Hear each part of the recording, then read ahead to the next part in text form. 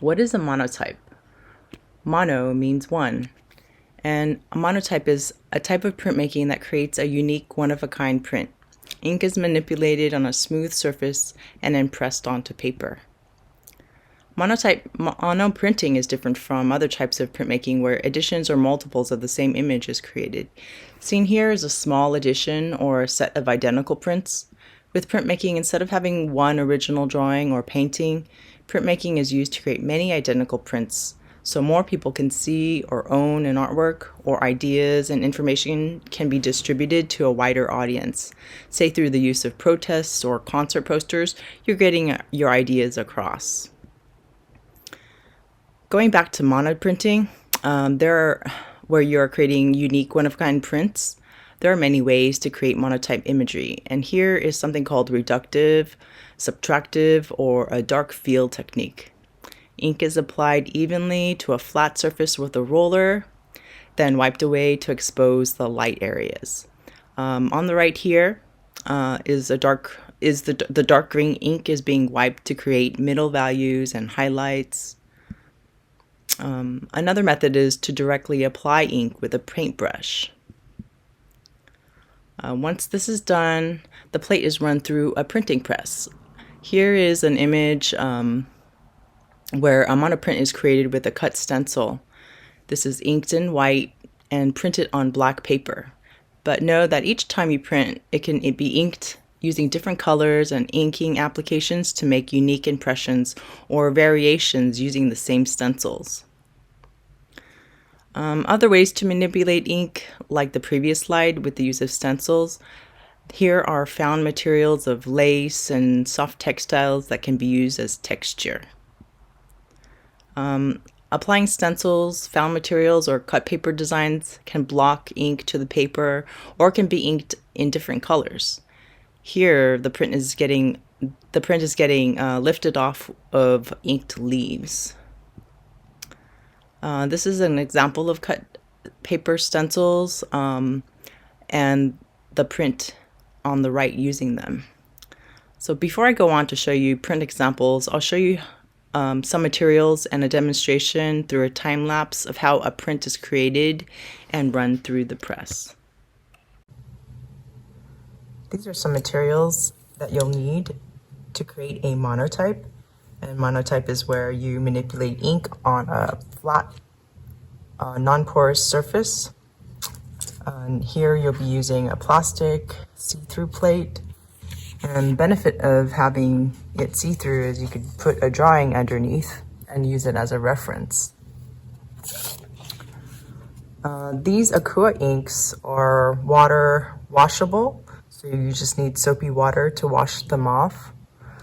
You have some brayers, different ways to apply ink, and I'll show you how to do that. So I am going to use a color that's been pre-mixed to create the background. I'm going to put a background on this plate.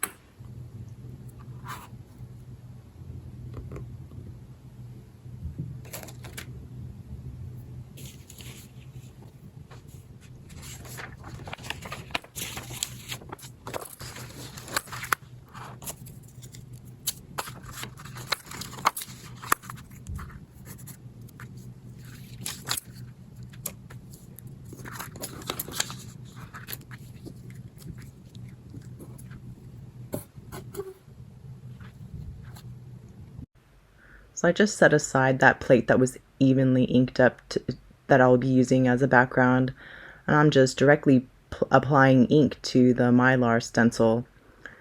Sometimes this takes a little bit of time. It could be abstract, it could be illustrative, but this portion takes a little bit of time. And so this is showing you in time-lapse how you could apply ink to a stencil. The stencil is also placed on top of another plastic plate with the image underneath, so it would be easier to clean off and do another.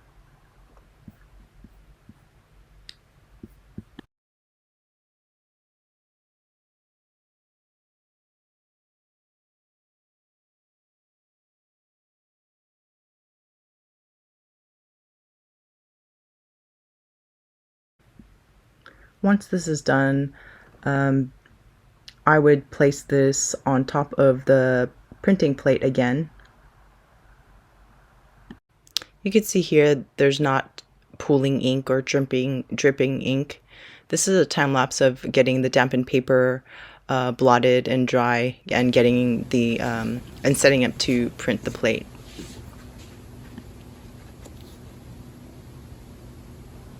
The plate is on the press bed with wool blankets. This is to help push down and get a good impression from the plate to the softened, dampened paper.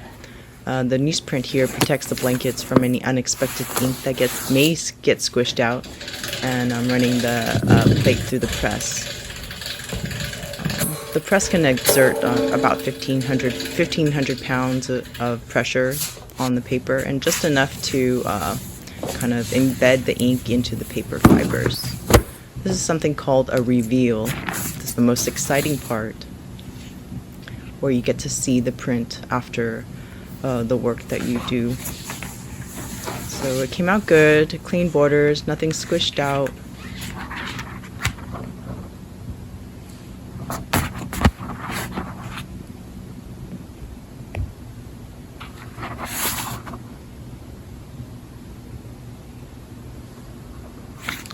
And now you can see that the plate and the image is a reverse of each other. As you can see, parts of the unpainted parts of the stencil remain white, and that's the color of the paper, and the image is centered to the paper. And using the same composition, I'll be showing you how to create different variations using different colors and manipulation of ink. So there'll be a little bit more of a reductive technique where you'll wipe away areas using Q-tips, cardboard, or a paper towel. This part is a little bit looser, where I'm just directly applying an uneven layer of black ink on that stencil, where I'll be wiping away, revealing the image. A little more abstract and expressive.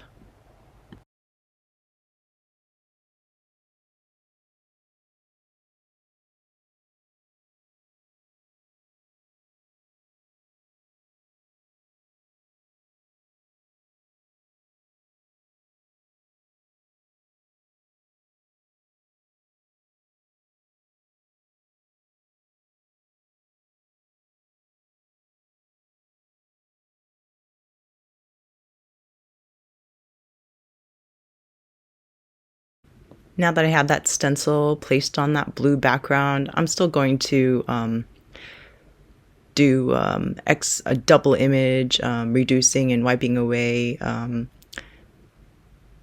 another figure.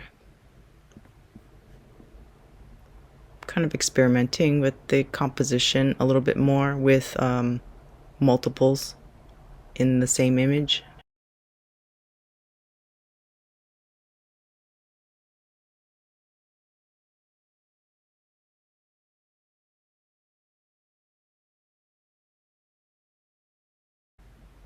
Before I actually show you that print, I'm going to flip that stencil around and print a ghost and with a flipped stencil, just to show you how much play you could get with that one stencil and composition. It was really to show you like a small snippet of the potential of what you can do with the same composition and different techniques you can use.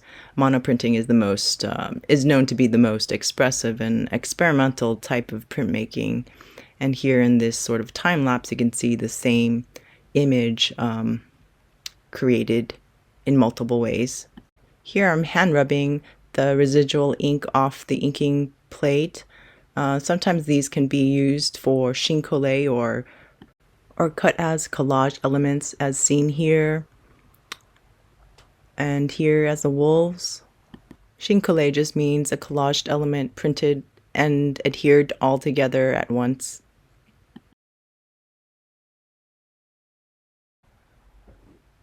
So going back to images of monotype prints, here are reductive or subtractive, also known as dark field monotypes, where an even layer of ink is rolled to a smooth surface and wiped away until ready to print.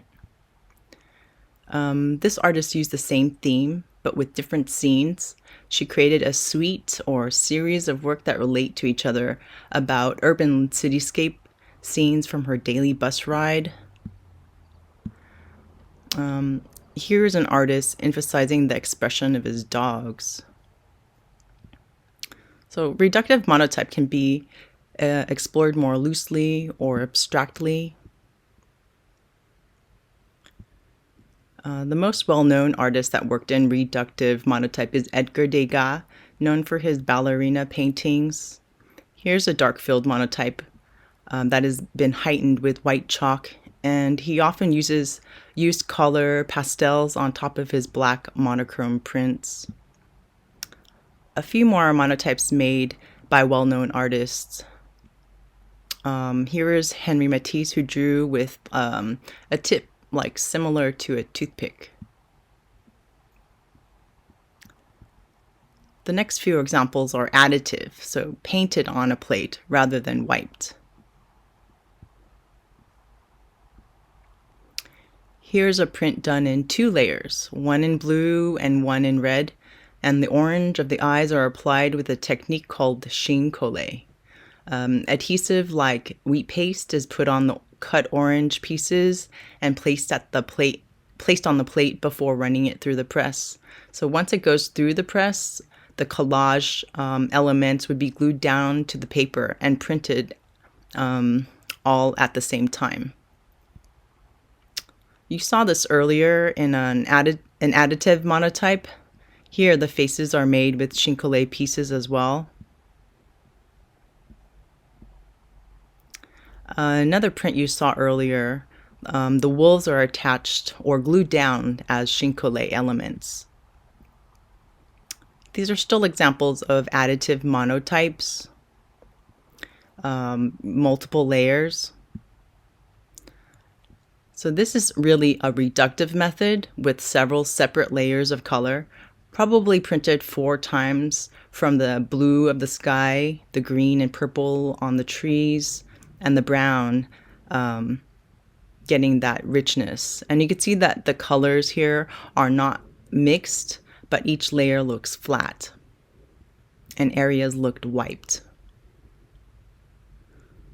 Here, the background is inked black, the wings are wiped or reduced, and then she applied star stencils, and a color layer was added.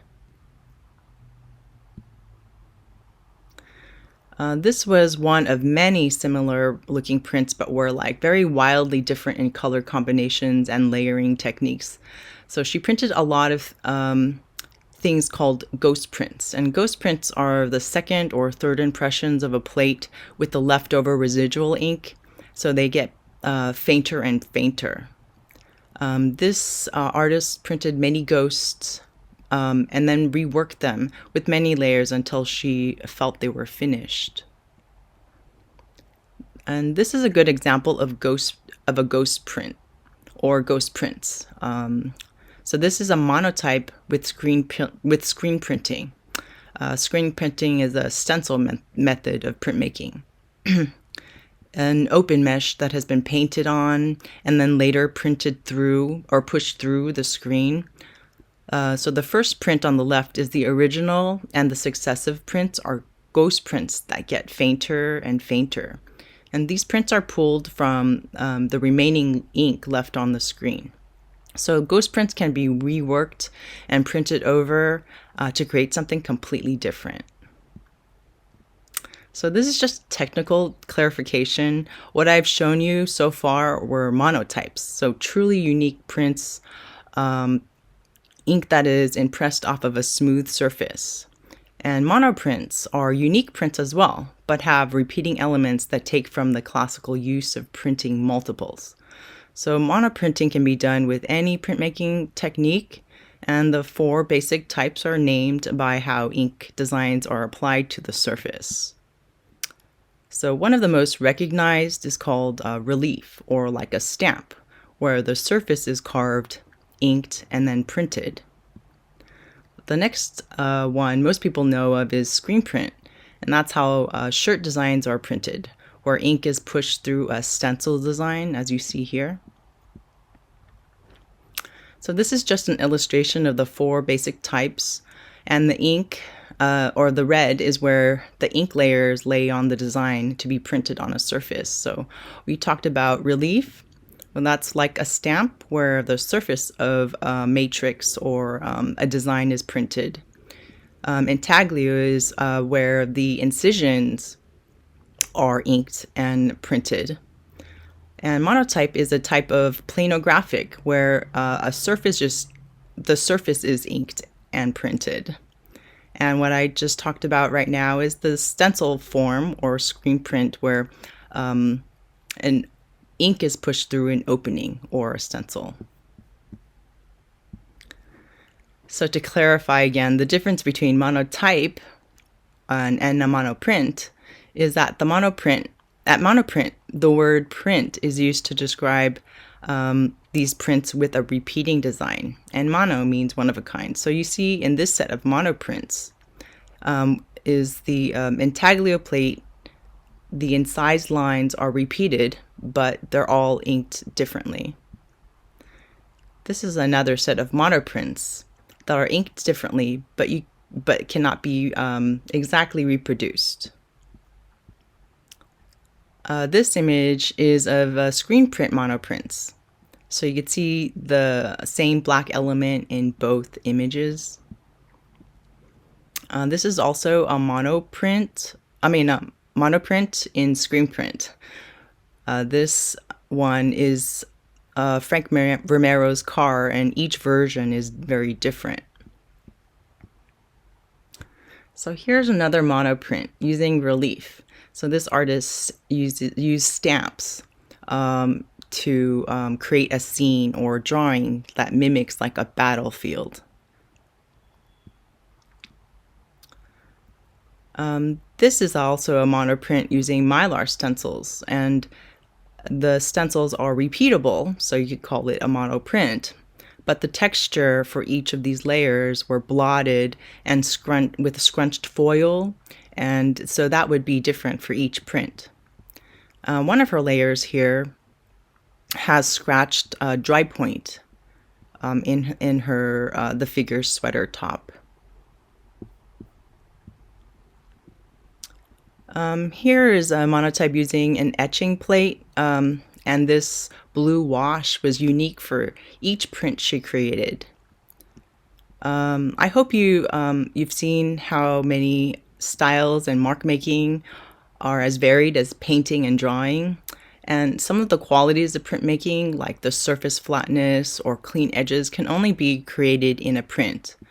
Monoprinting can help artists hone in to their ideas by the nature of creating work in a series, or being open-minded to the unexpected, and just learning a new way to translate an image helps the artist see things differently. Many established artists use printmaking as a medium that parallels their main work, which can be sculpture, installation, or painting.